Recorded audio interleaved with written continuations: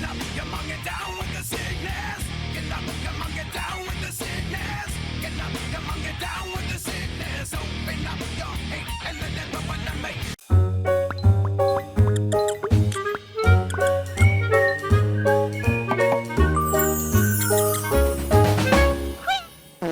I want to give a big thank you to the folks over at Nintendo for providing me a review copy to make this review possible. Thank you so much.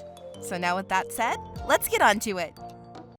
Mario Tennis Fever is the latest sports-related Mario title to hit the market, and it is developed by Camelot and published by Nintendo. With recent slew of Mario sports games being a mix of hit or miss, Camelot and Nintendo aim to steer the ship in the right direction with a brand new tennis game that has some very interesting twists. But was this the right choice to put out another sports title so soon, or should another franchise have been given this same type of spotlight? Only one way to find out, so let's hit the court. Gameplay.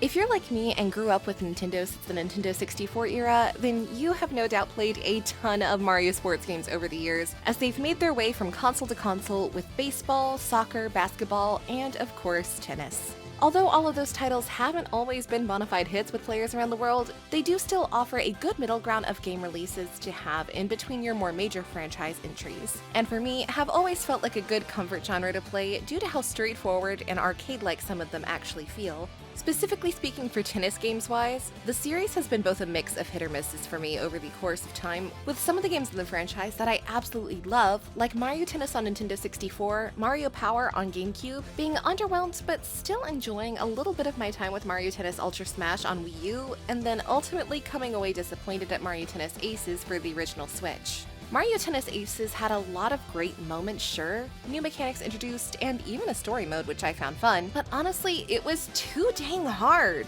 It was like playing a Souls game and winning using a DDR pad. Oh wait, someone already did that. How the heck? I can barely do that with 3 hands and 1 foot. What? Okay guys, I admit it. I'm an alien, my secret's out. You got me. But even being the interdimensional alien lifeform that I am, Mario Tennis Aces got to the point in its difficulty at times that went beyond just being difficult. Which is fine, having a good challenge makes Triumph worth it when you've worked hard at it, because in gaming, nothing is more invigorating than snatching victory away from the jaws of defeat. But the difficulty ramps up so much with the NPCs getting way too much wiggle room and buffs against you that it goes from just being hard to outright cheap and unfair at times. I know what you're probably thinking. Get good and skill issue, and that just might be the case, but all I know is that I have never had this issue with any other Mario Tennis game till now. So needless to say, I got triggered and crashed out, sue me. But now that brings us to the next major entry into the series, Mario Tennis Fever, one that, just like Aces promised, says that it will bring about a new era of Mario Tennis games with new ways to play and an even more expanded story mode that aims to balance the fun and intensity that the series is known for. However, as an overall, does it achieve what it was setting out to do? Well, yes, and again, not quite. I'll have to explain it, won't I? The game's story mode starts off with Mario and the gang prepping for the big tournament to be held, with players all across the world coming to play.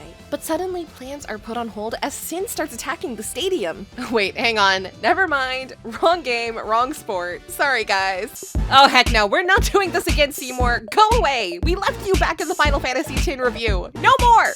Anyways, Mario and the gang are preparing for the big tournament when, out of nowhere, Princess Daisy comes down with a sickness. Wah!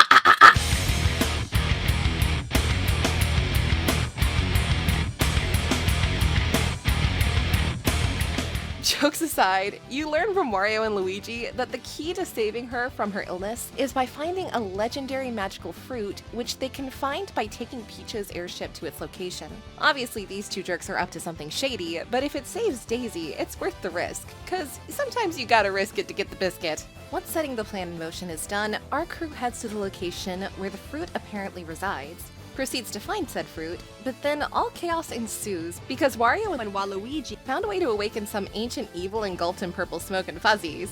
Good job, guys. Way to go. I mean, haven't you watched all the cliche Hollywood movies that have done this same plot? You guys should know better. Although, maybe it's not that bad considering the purple smoke looks way cooler than whatever the heck the Scorpion King was going for with that god-awful CGI. So those two little buttheads get a pass this time. As our heroes are rushing up to the rope let down by Donkey Kong for their escape, Mario thinks, hold up, I'm freaking Mario! Why am I running? And then proceeds to say screw all that noise and begins to swat away the threat frantically with a frying pan before finally being taken over by the eagle smoke fog and turned into a baby. Oh no, not again. Please don't cry. I can't deal with it again.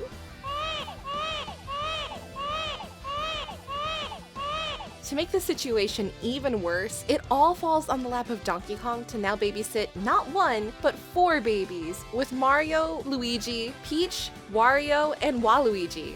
Bro just can't catch a break. He literally just got done babysitting Pauline for an entire adventure, now this? He just wants to play tennis and have a vacation. Oh well, sucks for him. Enjoy your babysitting PTSD, Donkey Kong. But even if you're babies, you still completed your part for the quest for the golden fruit and proceed to head back home so that Daisy can be cured. Upon returning home, as babies, you get an idea thanks to Toad and friends that maybe the key to going back to your adult form is to defeat the monsters scattered across the world, and by doing so, defeating the right one who inflicted this change on you will in return undo the evil spell. I mean, that sounds good on paper, but will it actually work? Who knows? Doesn't hurt to try at least. But, how are little babies going to be able to beat monsters, though? Like Shredder once said, Babies! They're babies! Luckily, Toad has the answer to that. They'll just train them at the Tennis Academy to hone their skills in tennis. Okay, yeah, sure. Doesn't make sense to me, but I'll just roll with it. See you later. With your Tennis Academy hub, you're able to participate in quite a bit of mini-games mixed with light courses and other means to train your skill set. You can freely move about to find things like a place where you can go through a warp pipe to find tennis courts that allow you to have practice matches and rank yourself up, find the stadium where the huge tournament is going to take place in, and even partake in ventures at the local training facility. As you check out the training center, you learn that you can play batches of mini-games like Hop Machine that lets you bounce around on a mushroom and catch flying tennis balls to test your reflexes, taking flight with tiny airplane wings as you run along a conveyor belt collecting tennis balls as you jump and glide over obstacles with your wings, learn how to do curve shots with your racket by hitting tennis balls and destroying cardboard cutouts of Goombas, and the further you progress through the game, even more minigames unlock to heighten your tennis skills so that you're always up to date and ready for the next big challenge to come your way in any and all upcoming matches. Hit it and back to the middle.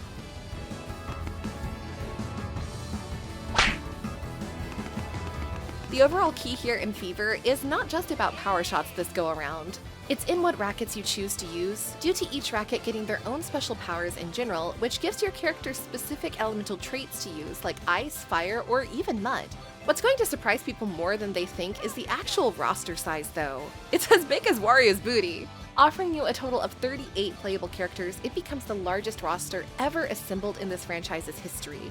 Although that's somewhat inflated due to Mario and a few others having baby variations of themselves, but still, that's a lot of fish. The even crazier part about it is that all 38 characters have their own base stats that make most characters extremely unique from one another as you unlock different playstyles and types of rackets to use that each contain different powers, which allows you to find out who's stronger, who's quicker, and which power-up best fits their own abilities and stats, making Fever probably one of the more strategic entries into the series that we've ever seen before, especially with the built-in Fever gauges that come into play as your matches drag on.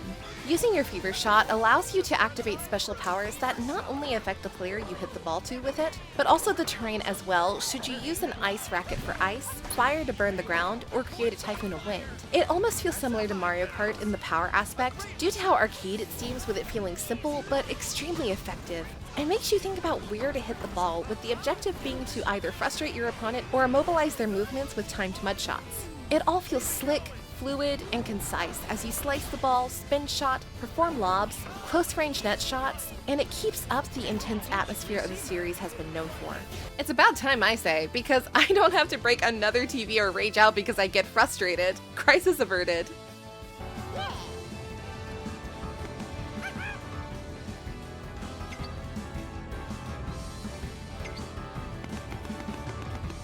Do your best, YouTube.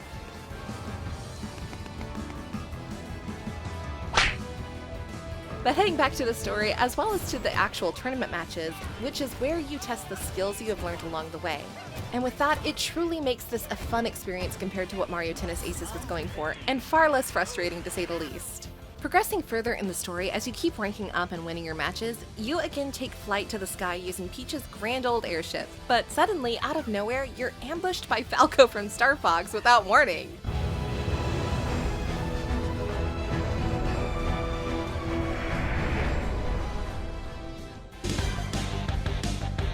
Enemy fighter spotted! Take him down! Take him down with one shot!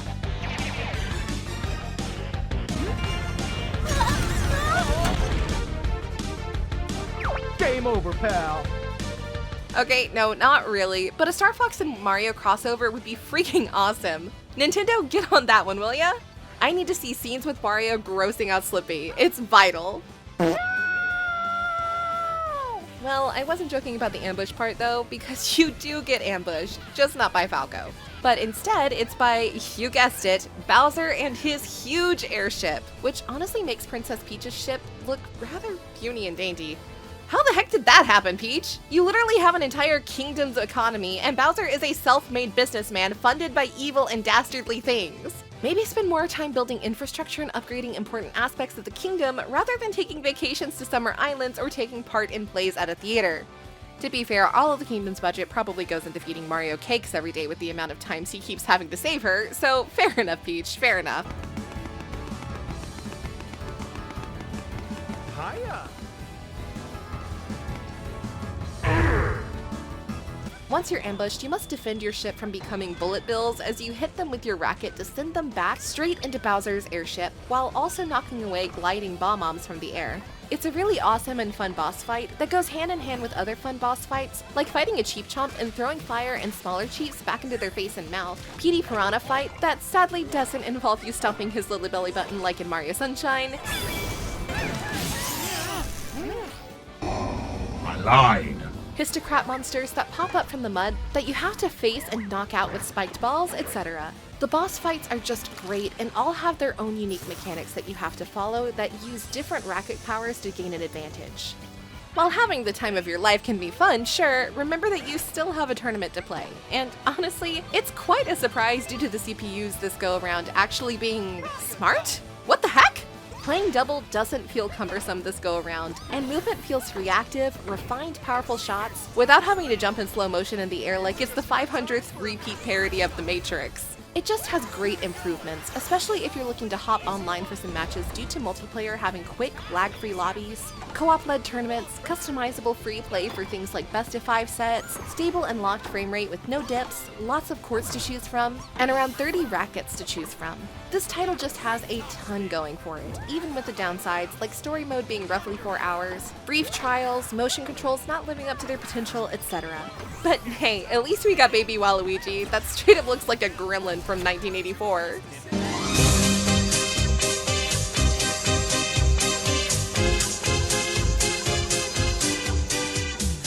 Overall, at the end of the day, Mario Tennis Fever for me was one of the better Mario Tennis games I've played in a while, and a much needed improvement over its Aces entry on the original Switch. But it's not without its shortcomings, as previously said, with the story mode only being roughly 3 to 4 hours long to obtain full completion, which can be a bummer for people wanting a more in-depth story.